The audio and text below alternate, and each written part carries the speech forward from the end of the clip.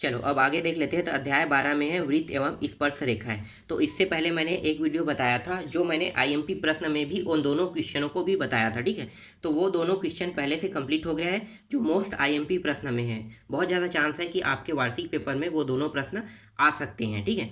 तो आप लोग देख लेना इससे पिछले वाले वीडियो को। और यहाँ पे जो मैं बता रहा हूँ वो प्रश्नावली के आगे जो प्रश्न है उसको बता रहा हूँ। तो प्रश्नावली 1 का तीसरा प्रश्न है, आकृति में पी क्यू वृत्त का व्यास है, एम एन लंब है पी क्यू तथा पी क्यू बराबर 10 सेंटीमीटर और पी आर बराबर 2 सेंटीमीटर। तो एम एन की लंबाई ज्ञात कीजिए। तो हमें ज्ञात क्या करना है, एम एन की लंबाई ज्ञात करना है। तो सबसे पहले हम ये जो कहा है ना उसके हिसाब से हम एक चित्र का निर्माण कर लेते हैं। फिलहाल यहाँ पे एक चित्र दिया था इस प्रश्न में, लेकिन हम इसके हिसाब से उसी चित्र को मैं यहाँ पे आपको बता रहा हूँ और कैसे बना है और कैसे इसको आगे हल कर सकते हैं इसके बारे में मैं आपको बताऊंगा, ठीक है। तो चलो देखते हैं। तो सबसे पहले एक वृत्त बनाएंगे क्योंकि ये वृत्त है। तो यहाँ पे मैं एक वृत्त का निर्माण कर लेता हूँ, ठीक है। जैसा भी बने एक वृत्त समझना है इसको, ठीक है। चलो ये इस प्रकार से एक वृत्त हो गया। अब क्या कहा है इसमें, पी और क्यू व्यास है। तो व्यास हमेशा कहाँ से गुजरता है, केंद्र से, ठीक है। तो ये एक व्यास है, ठीक है। अब व्यास है तो इसका नाम दे देते हैं पी और क्यू। ये रहा पी क्यू व्यास हो गया, ठीक है। अब इसकी दूरी कितनी कह रहे हैं, 10 सेंटीमीटर। मतलब यहाँ से यहाँ की दूरी कितनी है, 10 सेंटीमीटर। मैं यहाँ पे लिख लेता हूँ, ठीक है। टोटल दूरी है 10 सेंटीमीटर, ठीक। यहाँ से यहाँ की दूरी हो गई 10 सेंटीमीटर। इसके बाद पी आर बोला है बराबर 2 सेंटीमीटर। तो एम एन की लंबाई ज्ञात कीजिए। और यहाँ पे देखो पी क्यू में क्या है, एम एन क्या है, लंब है बोला है, और ये क्या है, एम एन लंब है बोला है। तो यहाँ पे ये नहीं कहा है कि ये केंद्र से जाएगा, कहाँ से जाएगा, ठीक है, नहीं बता गया। तो इसका मतलब ये है कि एक जीवा है ये। तो जीवा है तो आप यहाँ पे दे सकते हैं, कहीं पे यहाँ पे भी दे सकते हैं, यहाँ भी दे सकते हैं, ठीक है। तो ये एक जीवा है। अब इसका भी नाम दे देते हैं। तो ये हो गया एन और ये हो गया एम, और यही मान है, इसी का मान हमें निकालना है। यहाँ से यहाँ की दूरी ज्ञात करनी है। अब यहाँ पे एक बिंदु पॉइंट बना है। यहाँ पे आप इसको कुछ भी नाम दे सकते हो, जैसे कि आर, यहाँ पे ये ओ नाम दे देते हैं केंद्र को, ठीक है। तो हमने नाम दे दिया। अब यहाँ पे क्या कहा है, पी से आर बोला है, ठीक है। तो देखो पी से ये आर हो गया। तो यहाँ पे पी से आर का है, तो पी से आर के मान कितना होगा, यहाँ से यहाँ की दूरी 2 सेंटीमीटर, ठीक है, समझना यहाँ पे। तो यहाँ से यहाँ की दूरी कितनी होगी वो हमें ज्ञात करना है। तो कैसे ज्ञात करोगे, चलो देखो अब आगे हल करते हैं। यहाँ पे आपको लिखना है, ठीक है, हल, और यहाँ पे लिखना है दिया है, ठीक है। दिया है, क्या दिया है, तो जो जो अभी मैंने बताया ना वही सारी चीज़ें लिखना है। तो पी क्यू क्या है, यहाँ पे लिख लो, पी क्यू वृत्त का व्यास है, ठीक है। पी क्यू वृत्त का व्यास है। और यहाँ पे जो दिया है वो क्या दिया है, पी क्यू दिया है। पी क्यू बराबर 10 सेंटीमीटर दिया हुआ है। और दिया हुआ है पी आर दिया है, पी आर कितना है, 2 सेंटीमीटर दिया हुआ है, ठीक है। यहाँ तक समझ में आ गया। चलो आगे देखते हैं। और यहाँ पे दिया हुआ है एम एन लंब है, एम एन लंब है किसमें, पी क्यू पे, ठीक है। तो यहाँ पे लिखो पी क्यू पर लंब हो गया, ठीक। यहाँ तक समझ में आ गया। और ज्ञात क्या करना है हमें, ज्ञात करना है हमें एम से एन की लंबाई ज्ञात करना है। तो ये हो गया एम से एन की लंबाई हमें ज्ञात करना है। अब आगे पूरा का पूरा चित्र के माध्यम से आपको हल करना है, ठीक है। तो देखो थोड़ा सा टॉपिक है मैं यहाँ पे बताता हूँ। हमें यहाँ से यहाँ की मान निकालना है। तो सबसे पहले देखो पी और क्यू, पी क्यू क्या है, व्यास है। तो व्यास का आधा क्या होता है, त्रिज्या। तो त्रिज्या को कैसे निकालोगे, देखो यहाँ से यहाँ अगर करेंगे तो आधा हो जाएगा। तो यहाँ पे मैं लिख लेता हूँ ओ पी बराबर, ठीक है, ये हो गया त्रिज्या है, ठीक है। ओ पी क्या है, त्रिज्या है। और व्यास क्या है, व्यास है पी क्यू। तो यहाँ पे लिखो पी क्यू और ये 2 कर देंगे तब त्रिज्या निकल जाएगा। तो ये हो गया ओ पी बराबर व्यास का मान 10 और ये हो गया 2, इसका मान मतलब आधा होता है 2 होता है, ठीक है। तो ये हो जाएगा 5 सेंटीमीटर। तो कितना आ गया, त्रिज्या आ गया 5 सेंटीमीटर, ठीक है। अब चित्र में मुझे क्या करना है, त्रिज्या खींचना है। तो यहाँ से दूरी कितना हो गया, 5 सेंटीमीटर है, समझना ना। यहाँ से यहाँ की दूरी 5 सेंटीमीटर है। तो अगर मैं यहाँ से, ये केंद्र है, तो केंद्र को अगर ऐसे मानते जाऊँ तो त्रिज्या क्या होगा, ऐसे भी तो होगा ना। यहाँ कहीं कोई ना कोई टाइम तो ये इसे इस तरह से क्रॉस करेगा। तो ये रहा एक रेखा बिंदु पॉइंट से टच करती हो गया। इसकी जो लंबाई कितनी है, 5 सेंटीमीटर बन गया।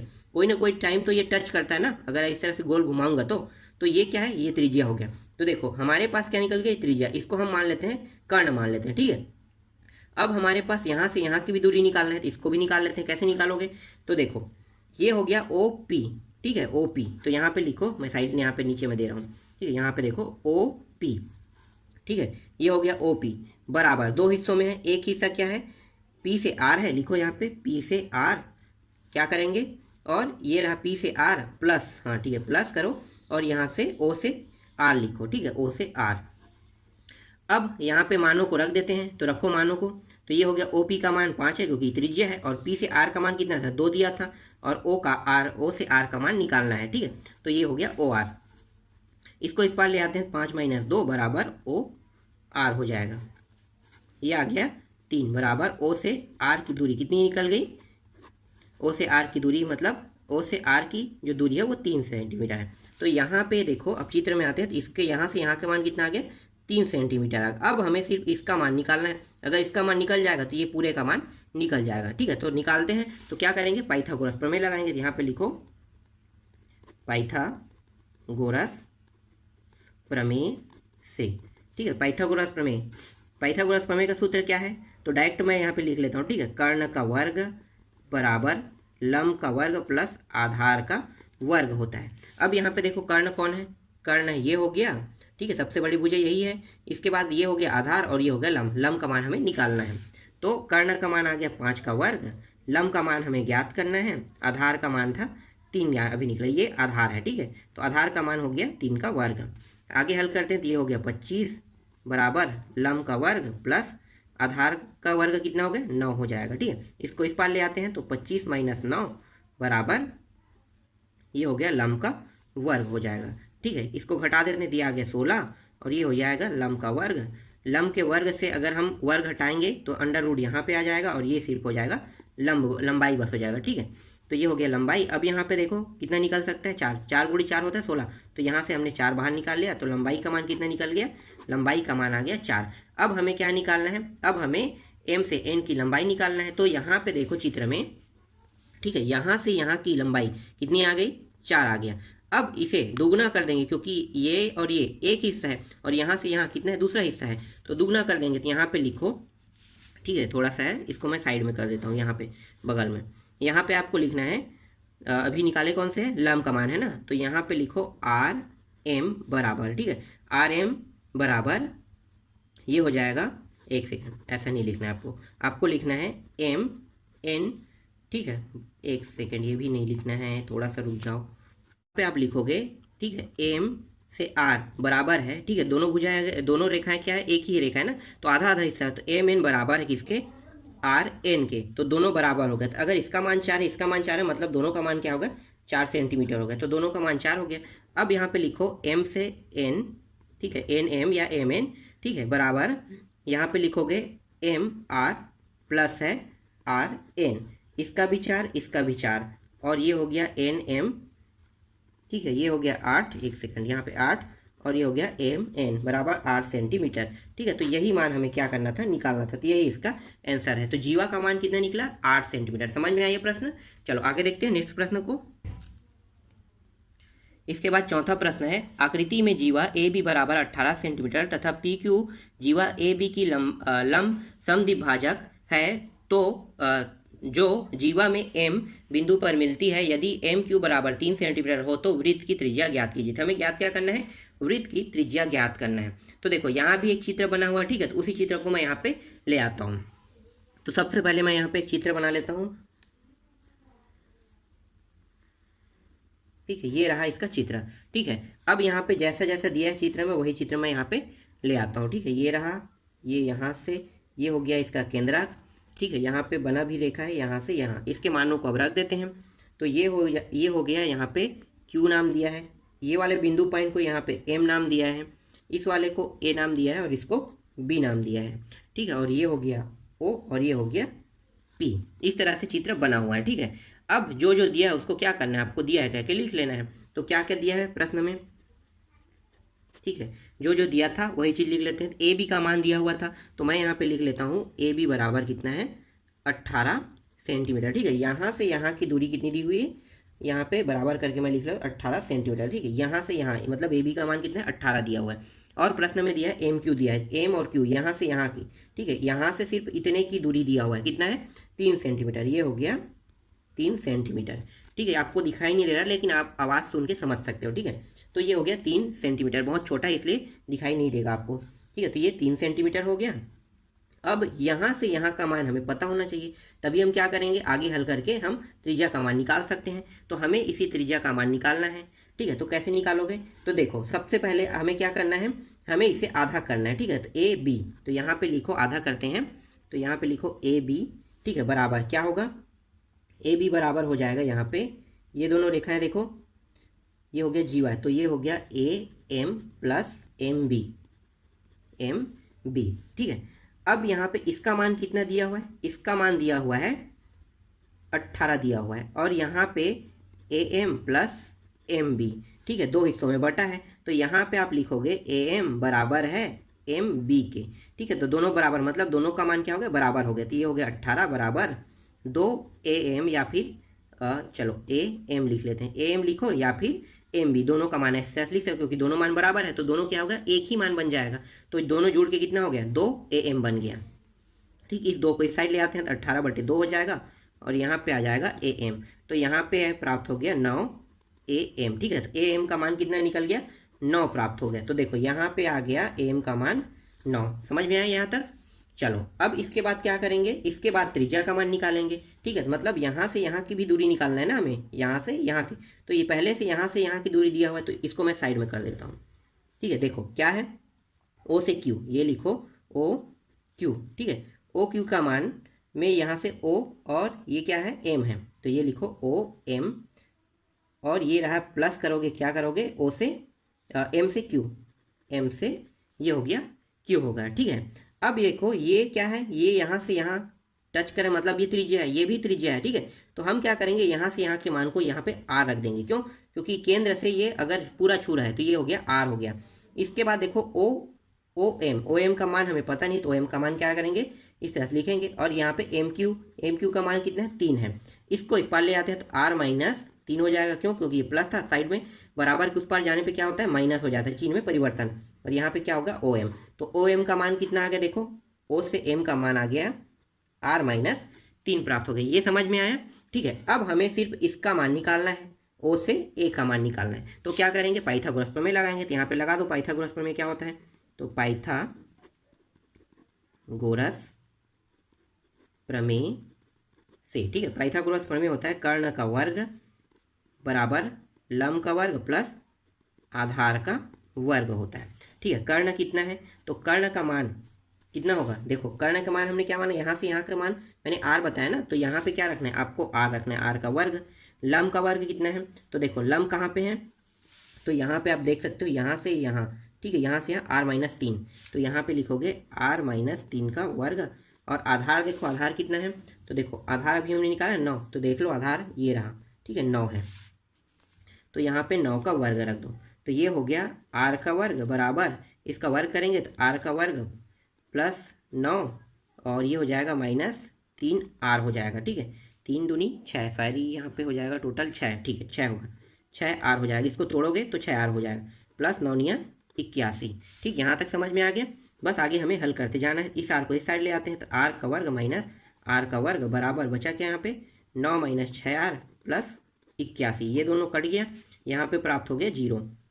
इसको साथ जोड़ देते हैं तो कितना हो गया 90 हो जाएगा, तो ये हो गया 90 - 6r, इस आर को इस साइड ले आते हैं मतलब 6r को, तो ये हो जाएगा माइनस से क्या हो जाएगा प्लस हो जाएगा, 6r बराबर यहाँ पे 90। अब मैं क्या करूँगा, यहाँ पे r बस को रखूँगा और 6 को इस साइड ले आते हैं, 90 बटे कितना हो जाएगा 6 हो जाएगा, 6 को भाग दे देते हैं तो r का मान कितना आ जाएगा 15 प्राप्त हो जाएगा। तो ये रहा r का मान कितना निकल गया 15, यही क्या है इसका आंसर है, इसमें हमें r के मान निकालना था। समझ में आया ये प्रश्न। चलो आगे देखते हैं नेक्स्ट प्रश्न को। अब जो प्रश्न आ रहा है वो रचना करने वाला है, मतलब एक प्रकार से सिद्ध करने वाला टाइप से है। ठीक है, तो इसको मैं आपको गाइड में ही समझाऊंगा। तो देखो प्रश्न क्या है, एक वृत्त जिसका केंद्र O है कि दो जीवाएं PQ और QR तथा कोण PQO बराबर कोण OQR बराबर 55 अंश है, सिद्ध कीजिए कि PQ बराबर OR होगा। ठीक है, तो ये हमें सिद्ध करके लाना है। तो कैसे हल करोगे, तो देखो सबसे पहले आपको क्या करना है, ऐसे जब भी प्रश्न आता है सिद्ध करने वाला तो आपको 3 टॉपिक तो लिखना ही होता है। एक तो दिया है लिखना होता है, एक सिद्ध करना हुआ लिखना होता है, और एक होता है रचना। ये तीनों टॉपिक फिक्स होता है और ये बहुत आसान होता है, ज़्यादा कुछ नहीं। मेन जो टॉपिक है वो हल होता है। हल मतलब उत्पत्ति, जहाँ से उत्पत्ति शुरू होता है ना, वही क्या है, मेन हल होता है। बाकी चीज़ सब चीज़ यहाँ पे बुक में दिया रहता है, मतलब आपके प्रश्न में दिया रहता है। तो देखो हल में क्या करोगे, आपको दिया है लिखना है, कुछ भी लिख सकते हो। जो देखो यहाँ पे क्या है, ये दोनों जो मान है यहाँ पे देखो, दो जीवाएं पी क्यू बराबर क्यू आर है, तो दिया क्या है कि मैंने ये लिख दिया, ठीक है। ये पहले से देखो प्रश्न में दिया हुआ है। आप ध्यान दो, यहाँ पे देखो दो जीवाएं पी क्यू और क्यू आर दिया है, तो आप कुछ भी लिख सकते हो। दिया है क्या, यहाँ पे मैंने लिख दिया, दिया है। और क्या दिया है, ये भी दिया है, तो देखो इसको भी मैंने यहाँ पे लिख दिया, ठीक है, दिया है कह के। समझ में आ गया।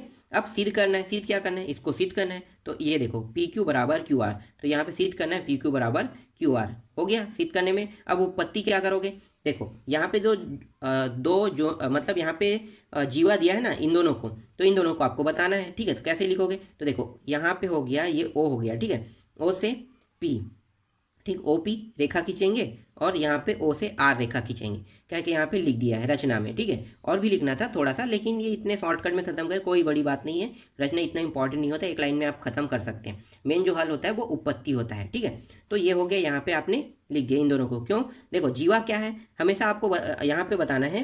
देखो दो जीवाएं हैं पी क्यू, तो यहाँ पे हो गया पी क्यू और क्यू आर, ये जीवाएं बन गया। इन दोनों को हमने मिला लिया, मिलाने के बाद क्या हुआ, यहाँ से यहाँ एक त्रिज्या बना है, इसको भी हमने मिला लिया 20 सेंटर से। बचा क्या, ये वाला रेखा बस बाकी था, तो इसको भी मिला लिया कह के यहाँ पे लास्ट पॉइंट में बता दिया। अब ओरिजिनल हल में आते हैं, उत्पत्ति में, ठीक है। उत्पत्ति देखो, एक सेकंड, ठीक है, यहाँ पे, ठीक है, उत्पत्ति आप ध्यान देना। यहाँ पे देखो उत्पत्ति क्या होगा, तो यहाँ पे देखो एक त्रिभुज और दूसरा त्रिभुज, दो त्रिभुज बन रहा है। तो त्रिभुज पहले को देखो ओ, ठीक है, O Q sorry P O Q, देखो पी ओ क्यू हो गया, और दूसरा क्या बन रहा है, ये वाला भी बन रहा है, तो इसको हम लिखें त्रिभुज आर ओ क्यू, देख लें। तो देखो आर ओ क्यू बन रहा है, दो त्रिभुज बन गए यहाँ पे। अब इसमें देखो दोनों में क्या है, यही रेखा है, दोनों को दो हिस्सों में बांट रहा है त्रिभुज को। तो यहाँ पे ओ क्यू बराबर ओ क्यू, दो हिस्सों में बांट दिया इसको, तो दोनों में क्या निकल गया, वनिष्ठ ओ क्यू निकल गया। अब इनमें दोनों में देखो सेम सेम त्रिभुज भी बनेगा, सेम सेम कोण भी बनेगा, क्योंकि दोनों सेम टू सेम है और दो हिस्सों में बांट रहा है, तो उसी चीज़ों को हमें सिद्ध करते जाना है। तो देखो कोण क्या बन रहा है, कोण ध्यान देना ओ पी क्यू, ठीक है, ओ पी क्यू, देखो ओ पी क्यू ये रहा, ठीक है, यहाँ पे कोण बन गया। अब जैसे ही हमने यहाँ पे ओ पी क्यू लिया है, वैसे ही ओ से आर क्यू लेंगे। देखो दोनों 55 अंश का कोण बन रहा है, एकदम आसान है, बहुत ही ज़्यादा आसान होता है ऐसे प्रश्नों को बनाना, ठीक है। जो सिद्ध करने वाला उत्पत्ति वाला आप अपने हिसाब से हल कर सकते हो, बहुत आसान होता है। जो चीज़ आपको दिखाई देगा उसी को आपको लिखते जाना है, ठीक है। चलो आगे देखते हैं। इसके बाद देखो यहाँ पे समद्विभाजक त्रिभुज के समान भुजाओं के सम्मुख कोण बराबर होते हैं। ये तो सिंपल सी बात है, हमने अभी बराबर सीख के वही चीज़ यहाँ पे लिख दिया है। अब देखते हैं, फिर से कोण देख लेते हैं, ठीक है। फिर से कोण देखो, पी क्यू ओ बराबर और समरूप है, उसी कोण को बोल रहे हैं ना। और फिर यहाँ पे बराबर भी हो गया, वो समरूप भी हो गया, सिद्ध हो गया, 55 अंश का कोण भी बना रहे हैं, ये सिद्ध हो चुका है। तो अभी जो बन रहा है वही चीज़ यहाँ पे समरूप लगा के बता रहे हैं। अब यहाँ पे नियम कौन सा होगा, तो कोण भी बराबर है, ठीक है, भुजा भी बराबर है, तो यहाँ पे क्या हो गया, भुजा हो गया, मतलब भुजा नियम, भुजा बराबर सिद्ध करें, मतलब यहाँ पे भुजा नियम लग रहा है। अब कोण भी सिद्ध हो रहा है, तो कोण फिर कोण को सिद्ध करें, तो भुजा कोण भुजा प्रमेय यहाँ पे सिद्ध हो रहा है। समझ में आई। अब दोनों त्रिभुज को ले लेते हैं, कौन से त्रिभुज, वही दो हिस्सों में हुआ है, तो इन दोनों त्रिभुजों भी क्या होगा, जब ये समरूप है कोण, तो ये भी समरूप और बराबर भी होंगे। अब उसके जो कोण है पी और क्यू और ओ और क्या है आर है ना, पी क्यू और ओ और आर दोनों है ना, ये दोनों के दोनों भी बराबर हो गए। तो इसके बाद आप लिख लोगे सर्वांगसम त्रिभुज के संगत अवयव समान होते हैं, ठीक है। तो ये इसका आंसर, इस तरह से आपको हल करने हैं। चलो आगे देखते हैं। इसके बाद छठवां प्रश्न में देखो, यहाँ पे केंद्र O वाले एक वृत्त में ए बी और ए सी दो समान जीवाएं हैं। यदि ओ डी लंब है ए बी पर और ओ ई लंब है ए सी, तो सिद्ध कीजिए कि त्रिभुज ए डी समद्विबाहु त्रिभुज है, ठीक है। समद्विबाहु त्रिभुज हमें सिद्ध करना है। देखो ये भी बहुत आसान है, ध्यान देना यहाँ पे, ठीक है। यहाँ पे आपको एक चित्र बनाना है, ठीक है। ये चित्र कैसे बना होगा, तो देखो क्या है, ओ को केंद्र मानना है, केंद्र मान के हमने क्या किया, एक वृत्त का निर्माण कर दिया, ठीक है, ये वृत्त बन गया। अब क्या कर रहा है, ए बी और ए सी दो समान जीवाएं हैं, तो दो समान जीवाएं, तो इसके दो रीजन हो सकते हैं जीवाएं बनने की। कैसे, देखो एक मैंने अगर यहाँ पे खींचा, तो दूसरा इसी के सेम यहाँ पे कुछ दूरी पे ऐसे खींचूंगा, लेकिन ऐसे नहीं कर सकते, क्यों, क्योंकि यहाँ पे लंब का जिक्र हुआ है। इसलिए क्या होगा, ये एक कोण बनाते हुए इस तरह से, जितनी दूरी यहाँ से यहाँ की उतनी दूरी यहाँ से यहाँ की है, मतलब समझ में आ रहा है, दोनों भुजाएं क्या है, बराबर है, ये बताती है। ये बराबर होते हुए हमने क्या कर दिया, एक चित्र बना दिया, ठीक है, मतलब एक रेखा खींच दिया, तो ये रेखा हो गया। अब क्या कर रहा है, ओ डी लंब है ए बी, तो देखो ए बी पर ओ डी लंब है, इसमें ओ डी लंब हो गया, ए बी रेखा है, इसमें ओ डी लंब हो गया। इसी तरह से यहाँ पे देखो प्रश्न में क्या कहा है, प्रश्न में कहा है ओ ई, ठीक है। तो ये हो गया ओ ई, ओ ई जो है वो किस में लंब है, ए सी में लंब है। तो ध्यान देना यहाँ पे ए सी कहाँ पे, ये रहा, ठीक है। ए सी में लंब क्या है, ए सी में लंब है ओ ई लंब है। समझ में आ गया, ये चित्र ये भी बन गया। अब इस रेखा को आपको मिलाना है, तो ये मिल गया, ठीक है, रेखा मिल गया। अब क्या करेंगे, यहाँ पे देखो छोटे से यहाँ से कोई त्रिभुज तो बन नहीं रहा है, तो हम क्या करेंगे, इन दोनों रेखा को मिलाएंगे तो यहाँ पे लंब बन जाएगा।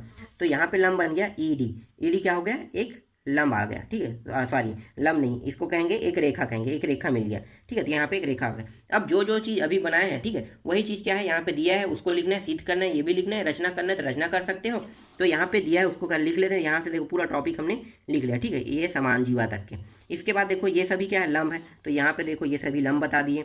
डी को मिलाओ कह रहे हैं, तो देखो डी ई को मिला भी दिया, ठीक है। अब क्या करना है, सिद्ध करना है। क्या सिद्ध करना है, देखो त्रिभुज ए डी ई समद्विबाहु त्रिभुज है, सिद्ध करना है। ये भी तो पॉइंट बन गया। तो ये पहले से ही क्वेश्चन में दिया रहता है, वो चीज़ आपको लिखना होता है, ठीक है। अब मेन जो हल होता है वो हल होता है यहाँ पे उत्पत्ति, यही मेन हल है। बाकी चीज़ सब चीज़ यहाँ पे दिया होता है ऐसे प्रश्नों में, ठीक है। तो अब हम हल करते हैं उत्पत्ति के माध्यम से। तो देखो ए बी और ए सी दोनों बराबर क्या है, तो यहाँ पे देखो जीवा जो है दोनों की जीवा क्या है, बराबर है, ठीक है। तो ये जीवा दोनों बराबर है। अब आगे ये कहाँ से आया, कैसे आया, तो ये आपको समझ में नहीं आएगा, आगे मैं यहाँ पे नीचे में बताऊँगा, ठीक है। तो ये टॉपिक आपको लिखने की कोई ज़रूरत नहीं, ये फालतू चीज़ दिया रहता है टाइम वेस्ट करने के लिए, हाँ, लेकिन ये बताने के लिए आपको दिया है, ठीक है। डायरेक्ट हल में आते हैं। मैं यहाँ पे उठा रहा हूँ, ठीक है, इस रेखा को उठा रहा हूँ मान लो, ठीक है। तो इस रेखा को उठाऊंगा तो ये क्या हो गया, ए से सी हो गया। ए सी को दो हिस्सों में कौन कौन से, मतलब कौन से बिंदु काटा, ई, तो ये बन गया ए से ई और ई से सी बन गया। तो देखो यहाँ पे अगर मुझे ए से ई के मान निकालना है, ए से ई के मान, तो मैं क्या करूँगा, बराबर और पूरा का पूरा मान क्या कर दूंगा, देखो बराबर है ई सी ई, दोनों मान बराबर है, तभी तो दोनों मतलब इस भुजा के दोनों भुजाएं जो है छोटे छोटे दो हिस्सों में बांटते हैं, दोनों बराबर हो जाते हैं। तो ये दोनों बराबर हो गए। अगर ये दोनों बराबर हो गए, इसका मतलब क्या है कि इसका मतलब ये है, यहाँ पे देखो मैं थोड़ा सा समझा देता हूँ आपको, ये थोड़ा समझ में तो नहीं आएगा क्योंकि ए सी, ठीक है, ए सी को दो हिस्सों में बांटोगे तो ये हो जाएगा ए ई हो जाएगा प्लस ई सी हो जाएगा, ये होगा, ठीक है। अब ये देखो दोनों जब बराबर है, इसका मतलब क्या है, दोनों जुड़ जाएगा, तो दो ए ई लिख लो और ये हो गया ए सी हो गया, ठीक है। इस दो को अगर इस साइड लाते हैं तो यहाँ से दो हट गया, क्या हो गया, ए सी बराबर दो। तो ए ई का मान कितना निकल गया, ए ई का मान निकल ए सी अपान दो। तो देखो यहाँ पे जो आया ना 1/2 ए सी, तो ये इसी तरह से आया, समझ में आ गई ये। इसके बाद यहाँ पे देखो ए डी भी क्या होगा, मतलब यहाँ पे जो दूसरा भुजा मैं यहाँ पे दिखाता हूँ ए बी, ठीक है, ए बी भुजा भी क्या होगा, सेम ऐसे निकलेगा। तो ए डी का मान और डी से बी का मान दोनों क्या होगा, ये दोनों और ये दोनों बराबर है, इसलिए हम इसको इस तरह से लिख सकते हैं, ए डी बराबर, ठीक है, लिख सकते हैं ए डी बराबर बी डी बराबर, दोनों बराबर है, तो 1/2 बराबर मतलब 1/2 ए बी, इस तरह से लिख सकते हैं। समीकरण 2 और 3 यहाँ पे प्राप्त हो गया, ठीक है। आप इसे समीकरण 1 और 2 भी लिख सकते हो।